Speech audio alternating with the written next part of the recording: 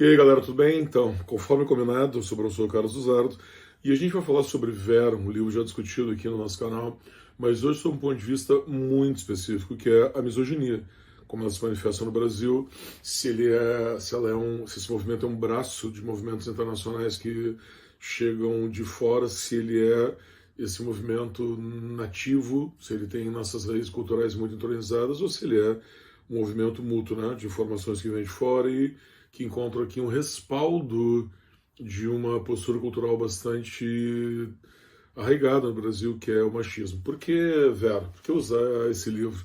Porque Vera, o livro, e também Vera, o personagem, é um exemplo da mulher periférica, talvez global.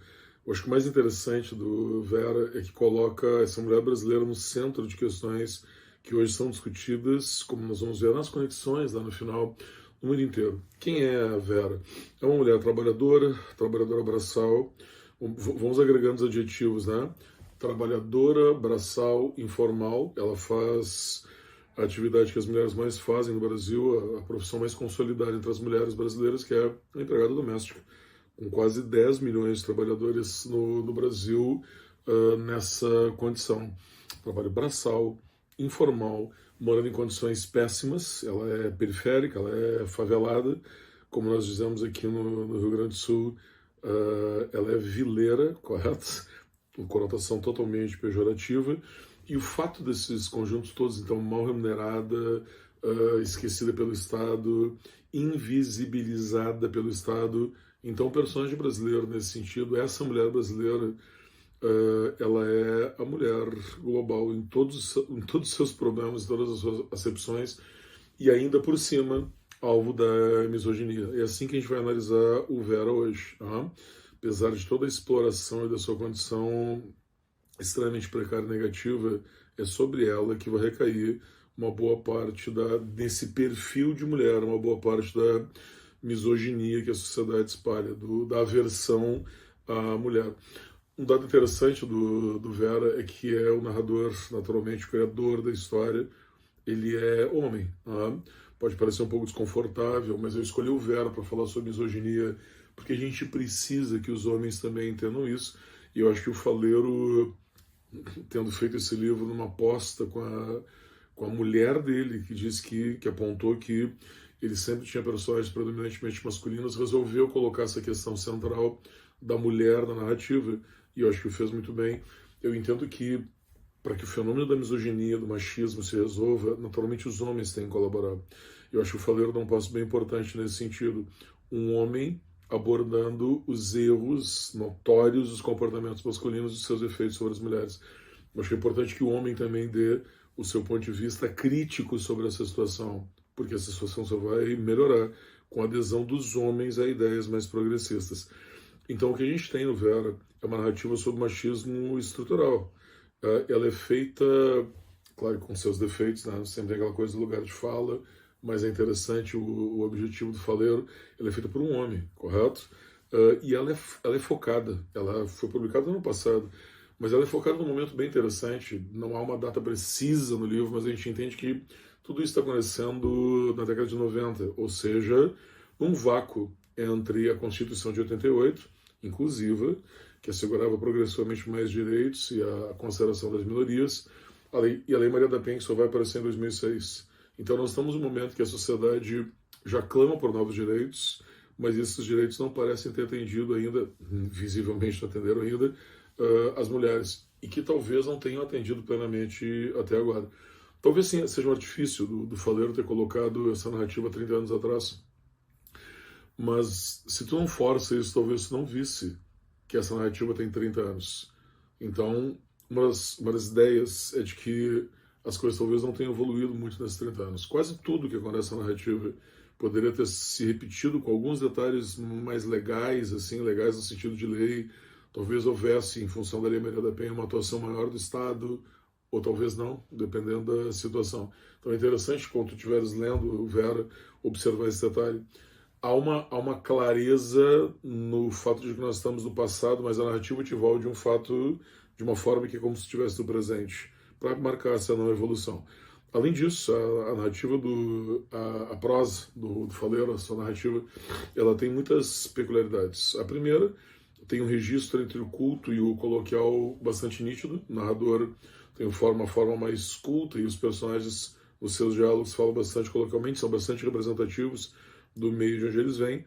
Um detalhe interessante também é que o Faleiro sempre coloca as suas narrativas em comunidades grandes. É sempre uma galera na cena, aonde os personagens estão, onde eles vivem, há muito esse espírito comunitário, são periféricos, correto? Consequentemente, isso é legal porque o Vera vai ser uma trilogia, há mais duas narrativas que ainda estão a caminho, em que esses personagens se desdobram, eles evoluem, a gente tem uma dinamicidade da narrativa muito grande a partir disso, do encontro de pessoas, e naturalmente, a voz é periférica, tipo, o ponto de vista é periférico. Não é um cara de classe média alta com seus valores narrando ou julgando aquelas situações. Há uma inversão interessante de valores aí. O universo temático do Vera vai ser em várias esferas a violência contra a mulher. Então tu vai ver nessa lista longa que eu estou colocando aqui embaixo uma exploração da política, tu vai ver uma implicação enorme dessas mulheres exploradas com a criação da infância. Vejam que elas criam não só as domésticas, os seus próprios filhos, mas como os filhos de classe média alta também.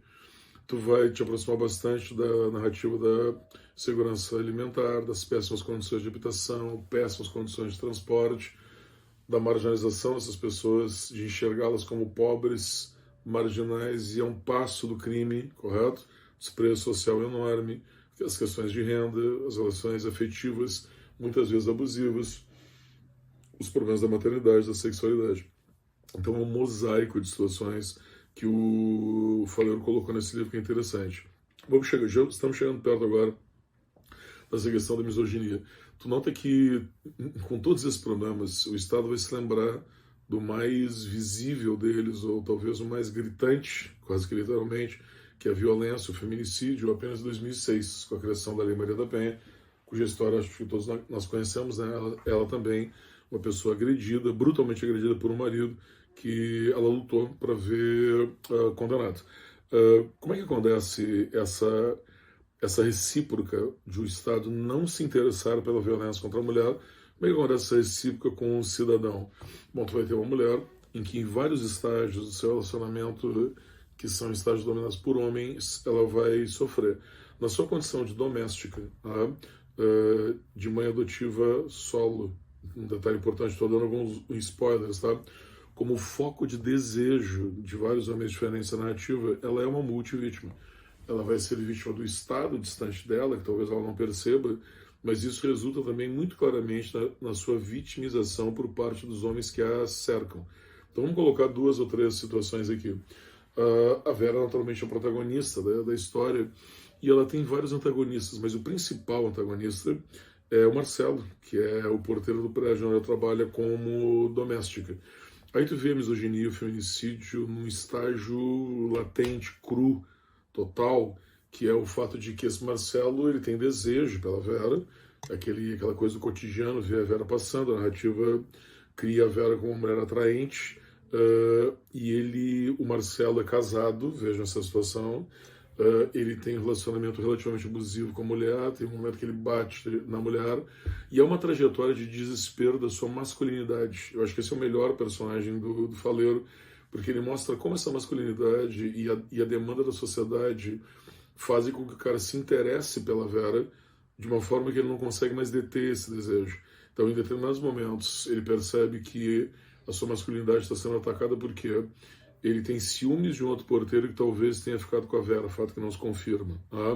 Ele tenta exercer um domínio na casa dele, que a mulher dele refuta, ele agride a mulher dele e a mulher dele o abandona. Então, nessa escala de masculinidade decadente, a única esperança dele é que a Vera lhe dê alguma guarida, e ela não faz.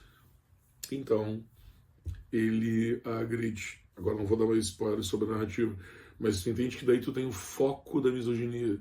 É onde o cara, frustrado das suas expectativas de dominação sobre a mulher, a ele lhe resta apenas uma alternativa, que é a coerção física.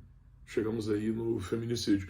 por não cooptar a mulher de uma forma do diálogo e por ter a frustração por trás dele, o cara vai lá e faz a agressão. Curiosamente, outros homens da narrativa que, embora não cheguem à agressão física, também institucionalmente, de alguma forma, agridem a Vera. O Peterson, que é o seu patrão, que a demite e que, de certa forma, a coage a não mencionar e não levar os seus problemas adiante, na lei, por exemplo, pagando dinheiro, correto? Simplesmente ele pagando uma quantia a mais do que ela deveria num trabalho que é informal. Ela é demitida, recebe uma grana e não tem nenhum direito trabalhista, não existem direitos trabalhistas, não existe carteira assinada, não existe contrato. Pega a tua grana e vaza. Né? Que é uma versão do Estado, né? O Estado deveria estar, o Peterson é uma versão do Estado, ele aplica aquilo que o Estado lhe permite aplicar, a informalidade do trabalho e a redução dos direitos civis a que a Vera deveria ter acesso. Essa questão da grana é interessante porque ela cria também o problema da conscientização. Cuida bem nesse exemplo agora aqui, tá? A Vera sofreu uma agressão, o Peterson não quer mais a Vera porque ela é um objeto de desejo e ela pode trazer problemas para si de outros homens assediarem e ele manda ela embora. Então isso fica na cabeça da Vera como um caso particular, porque ela foi mandada embora, recebeu uma grana, como se isso não fosse um problema feminino no geral. É isso que a lei te permite entender. A gente tem um setor aqui, uma delegacia da mulher, para tu denunciar esses problemas de agressão, porque são problemas constantes, são problemas dos quais você deve ter consciência como mulher e não um problema individual, entendeu? Então, essas pequenas atitudes, elas descaracterizam o problema como um problema social, descaracterizam a estruturalidade, a presença, o espalhamento, né, desses problemas por todos os lugares, correto? Isso cria alienação da mulher e, naturalmente, se a mulher não vê ao seu redor a quem pedir ajuda, se ela não reconhece outros casos iguais, ela entende que o problema é dela. Vamos dar um passo a mais agora aqui, como acontece nas grandes narrativas que a gente tem lido sobre isso no Brasil de hoje. A mulher entende que não só o problema é dela, como talvez o problema seja ela, a culpa seja dela. Ela entroniza o crime daí. É terrível isso, né? Tipo, vitimizar, responsabilizar a vítima é talvez o pior crime que se comete na agressão contra a mulher. Há outros personagens interessantes masculinos que orbitam nessa questão de versões diferentes da misoginia. Há um personagem que é gay, que vai sofrer bastante nessa narrativa, vai crescer nas próximas. E há também um personagem interessante que é, nesse momento da narrativa, nessa trilogia que o Faleiro está construindo, é um cara fraco, periférico, que não consegue se aproximar das mulheres e justamente por isso, por não conseguir exercer algum tipo de masculinidade, é um homem lá de segunda ou terceira categoria, só não é menos do que o gay, correto? Então tu vê que a gente tem uma presença muito marcante dessa ideia da predominância, da necessidade de predominância da atividade masculina. E a última das personagens envolvidas na questão da misoginia, que eu acho que é interessante, é a Yolanda, casada com Peterson, os dois patrões da Vera, o patrão que a demite comprando seu silêncio apenas com uma indenizaçãozinha lá, e a Yolanda que movimenta essa demissão, que prefere que a Vera, que cria o seu filho melhor do que a própria mãe, não se aproxime do filho para não sexualizar a relação. A sexualização da empregada doméstica é uma coisa que nós conhecemos bastante constante na história do Brasil, né? Desde o amar, verbo intransitivo do Mário de Andrade, ou até mesmo antes, muito antes, né? No Brasil colônia, mas já registrado na literatura. Mas a ideia da Yolanda, nesse caso, que eu achei interessante, é que a mulher, ela foi desrespeitada. A Vera foi atacada pelo porteiro do prédio. O porteiro a viu como objeto sem que ela respondesse. Ela foi uma vítima. E isso faz com que a Yolanda demita, porque ela tem medo que a Vera salte a sexualidade de seu filho menor de idade. Isso é incrível, né? Então, isso a Vera sente, e isso é mais uma das formas pelas quais ela entroniza a culpa, correto? E entroniza essa culpa solitariamente. Porque na medida que tu não tem, nesse momento ainda, nem a delegacia da mulher, nem a mulher delegada, nem grupos de apoio para essa mulher, ela tem que se virar absolutamente sozinha, beleza? O problema é dela. Ela não é tratada como cidadão na medida que tu diz o problema é teu e ninguém mais tem a ver com isso. Quando o Estado está distante, aí naturalmente a vítima entende que o problema é ela mesma, correto? Que nós sabemos que não é verdade. São apenas insights sobre a misoginia, porque eu acho que, como nós vamos ver agora nas conexões, a gente está num estágio no Brasil de hoje, e também em vários lugares do mundo, que nós não temos apenas um Estado machista. A gente tem um Estado que progressivamente mais persegue a mulher, correto? Quer a mulher em outro patamar de relacionamento submisso e submisso de uma forma talvez até cruel. Para as conexões, eu vou te dar três dicas interessantes. Uma delas, que é uma série que eu acho que deveria ver para qualquer situação de redação, não é diretamente sobre misoginia, que é Adolescência, essa série britânica em que o start é da agressão de um garoto contra uma menina, agressão brutal, não? Morte mesmo, não é spoiler, acontece logo no início da série, mas tu entende como isso, a misoginia, hoje é uma forma de diálogo entre adolescentes, é uma forma de adesão a grupos, é uma forma de identificação, isso é muito péssimo, porque acontece também naturalmente no Brasil. E tu nota que das séries que eu vou colocar aqui, a gente tem séries em vários lugares do mundo diferentes, como essa Adolescência que é a britânica, como Cilada, essa que tu está vendo aqui, uma série argentina, em que coloca meninas muito novas, pré-adolescentes, adolescentes, em situação de objetificação, em situação de mercadoria, correto? Em situação naturalmente também de misoginia, quando tu pode comprar a mulher quando ela é uma coisa, quando ela está reificada, naturalmente a gente tem também esse mesmo fator. Grande série, extremamente interessante. E em ambos os casos, até agora, nessas duas que eu mencionei, tu vê um distanciamento muito grande entre o adulto e o menor de idade. Não há um reconhecimento dos seus valores e sentimentos. Por isso que me parece que essa onda de misoginia seja uma coisa nova. Ela está dentro do espectro do machismo, mas ela vem se manifestando de uma outra forma, e nos dois casos tu tem um filtro das redes sociais. Capítulo à parte, caso à parte, para a gente estudar.